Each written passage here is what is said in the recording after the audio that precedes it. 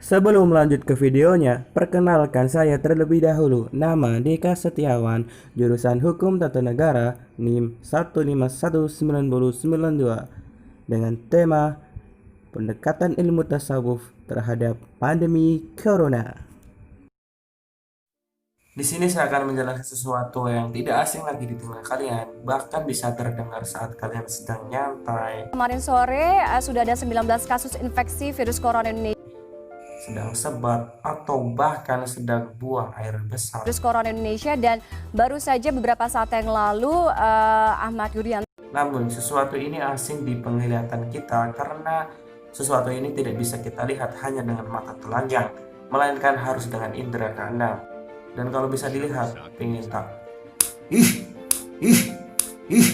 Tentu saja COVID-19 ini memberikan dampak yang menyusahkan bagi kita semua, termasuk bagi nusa bangsa dan negara. Negara sekarang ekonominya merosot, masyarakat sekarang banyak yang PHK, sehingga terjadilah pengangguran, kemiskinan merajalela, pengangguran di mana-mana, dan otomatis kriminalitas semakin meningkat. Masalah-masalah ini pun bukan hanya terjadi di Indonesia, melainkan di banyak negara karena virus ini sudah menjadi pandemi saat ini.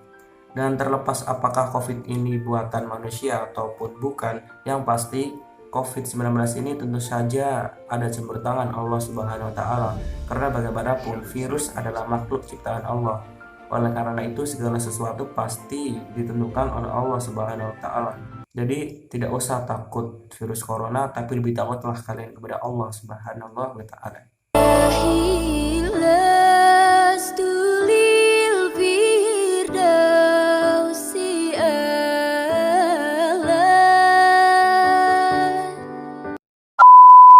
Jadi begini, kita percaya takdir dan arkeologinya, walaupun kalian tetap di rumah, belum tentu kalian tidak akan terkena virus COVID-19 ini.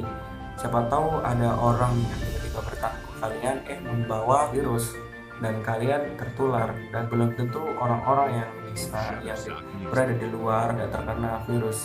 Tapi tentu saja hal ini harus kita barengi dengan ikhtiar dan usaha yang sungguh-sungguh untuk bisa meminimalisir kita agar tidak terkena virus. Tetap cuci tangan pakai sabun dan menghindari kerumunan, itu adalah cara untuk kalian tetap sehat.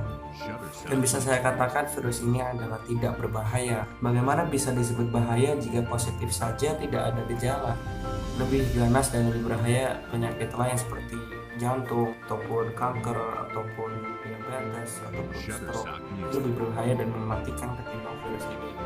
Jadi saran saya, waspada boleh, takut jangan.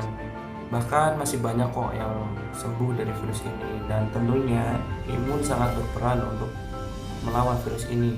Bukan berarti ketika kita mempunyai imun tinggi kita akan bebas dari corona. Kita mempunyai imun tinggi, tetap ada resiko kita terkena virus, tetapi kita tidak akan merasakan efek ataupun dampak dari virus tersebut. Oleh karena itu, hilangkan sugesti-sugesti kalian, perasaan-perasaan takut kalian yang malah akan mendatangkan kalian untuk stres dan berpikiran yang aneh-aneh sehingga menimbulkan penyakit yang lain, terutama untuk kalian yang mungkin telah terkena PHK, menjadi pengangguran, dan kepada mahasiswa yang tidak melakukan kuliah secara langsung sehingga berbulan-bulan di rumah terus-terusan dan tidak ada kepastian, kemudian kalian merasa jenuh, stres, akhirnya kalian ngedrop dan malah timbul penyakit lain. Jadi di situasi seperti ini harusnya kita lebih dekat kepada Allah Subhanahu wa taala. Kita mohon ampunan, kita mohon pertolongan, kita mohon bantuan sama Allah. Kita renungkan masalah-masalah manusia yang mungkin sudah diperbuat. Kita ngobrol sama Allah, kita minta, ya Allah semoga pandemi ini segera berakhir. Pandemi ini musnah di muka bumi ini, pandemi ini lenyap. Kita ngobrol, kita lebih dekat sama Allah, kita sering baca Quran. Alhamdulillahilladzi anzala ala abdihil kitab, agar segera berakhir secepatnya. Lebih sabar, melatih kesabaran, kita lebih tawakal, dan tentu kita bergantung kepada Allah Subhanahu wa taala. Amin.